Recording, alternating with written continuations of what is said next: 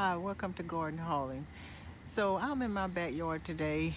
It's been drizzling on and off. It's been raining for the past 3 days. My crops are simply loving it. But I wanted to come out and check on my garden to see how it was doing, because you know how us gardeners are. We have to check on our little babies.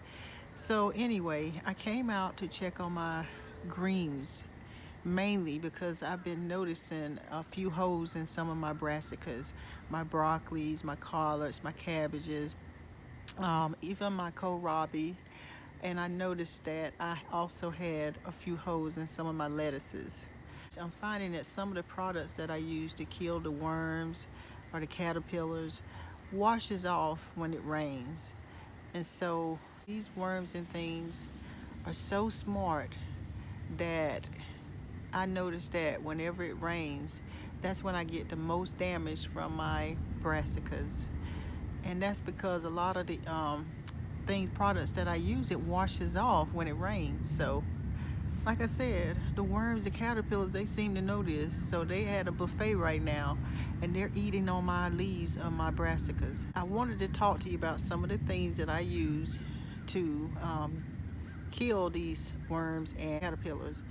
But like I mentioned, the only problem is when it rains, it washes a lot of these products off and they have to be reapplied again. So let me show you some of the things that are eating the leaves of my brassicas. Okay, so this is one of my collards. This is a Morris heading collard. And as you can see, I do have some damage here. And let me show you what I'm dealing with here. And there's the culprit right there. It's a caterpillar. So I'm gonna have to treat these, and I think I might have some cabbage loopers as well. There's one right there, if I'm not mistaken. It's really small, kind of hard to see. It's a baby.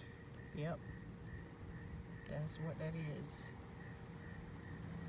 Yep. And these things are trying to devastate my brassicas. I want to show you what is doing this, and he thinks he's hiding from me, but I have found him. And there he is. I don't know if you can see him. That's a caterpillar. Yep. And I've been finding these all over my leaves in my garden, and they're just chewing away at it, chewing away at my leaves.